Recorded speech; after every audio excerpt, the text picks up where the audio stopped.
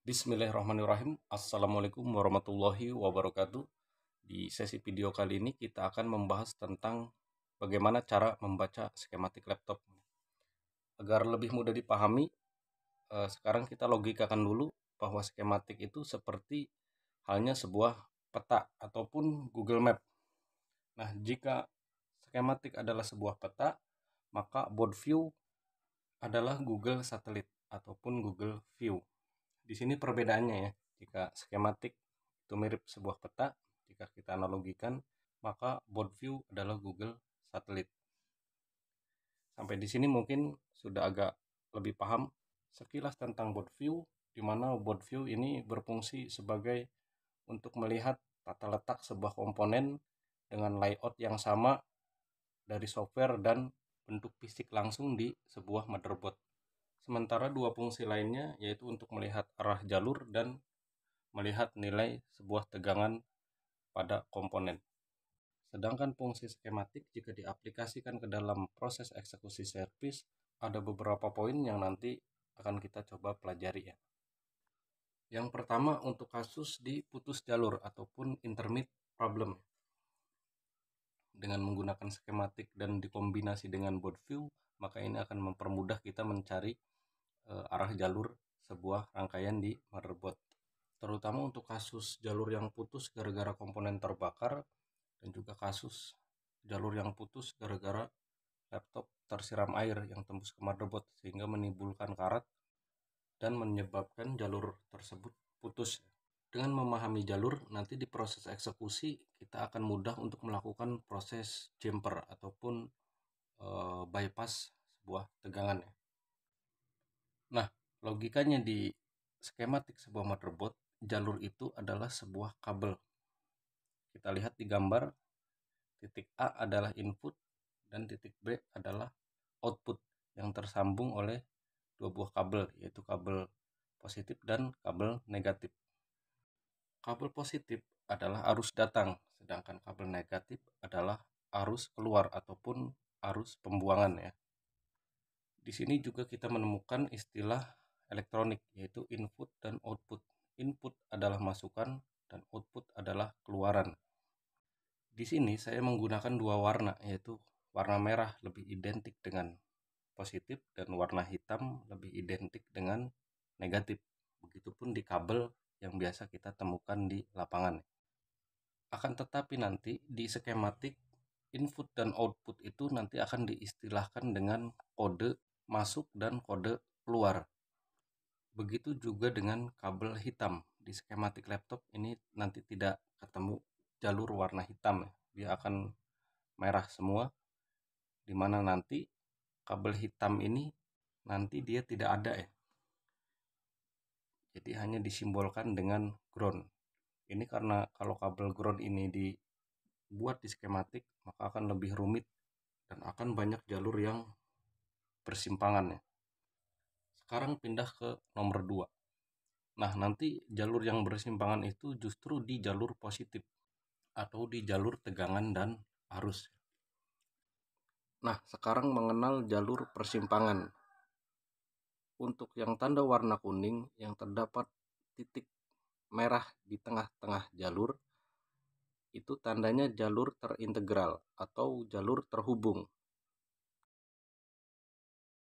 Sedangkan jalur yang di tengahnya tidak terdapat tanda titik, itu tandanya jalur tidak terhubung. Perhatikan arah panahnya dan itu berbeda jalur ya. Sekarang jalur yang melewati sebuah beban.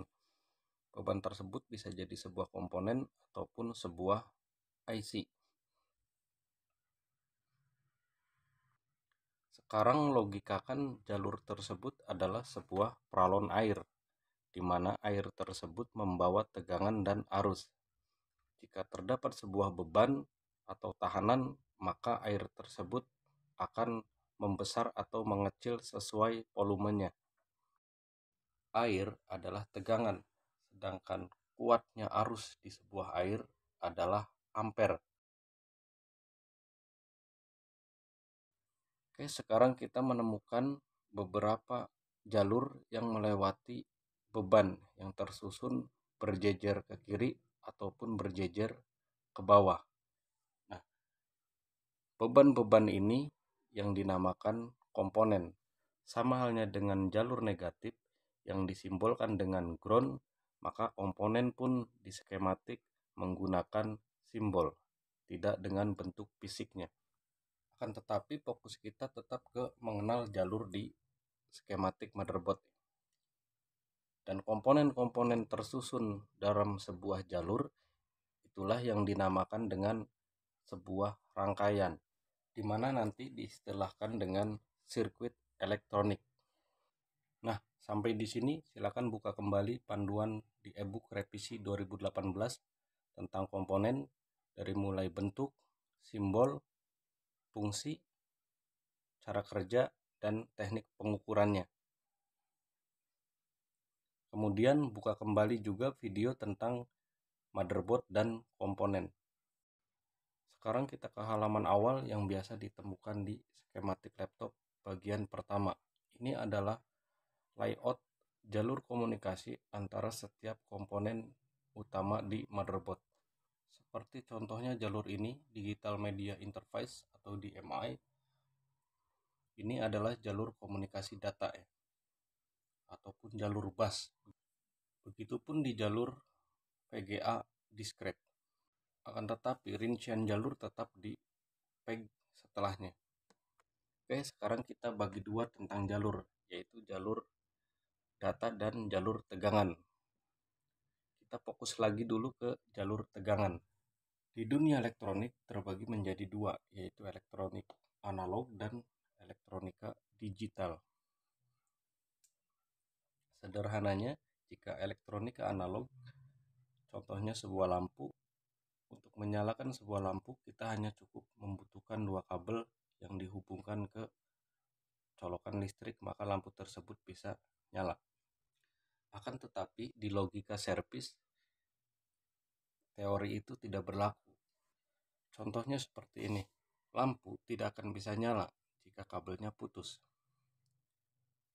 Lampu oke, kabel oke, lampu juga tidak akan bisa nyala jika tegangan sumbernya yang bermasalah. Dan di elektronika digital, sistem lebih kompleks. Seperti tegangan, terdapat 3 tegangan. Yang pertama tegangan kerja, yang kedua tegangan perintah, dan yang ketiga tegangan konfirmasi. Sistem input dan output saling terintegral. Dan kuncinya di sini kita harus belajar rangkaian dasar elektronik dari mulai AC, DC, seri, paralel, pembagi tegangan, dan lain sebagainya. Oke, di sini terdapat tegangan kerja, tegangan perintah, dan tegangan konfirmasi. Di mana nanti ini akan menjadi titik-titik ukur di proses eksekusi servis.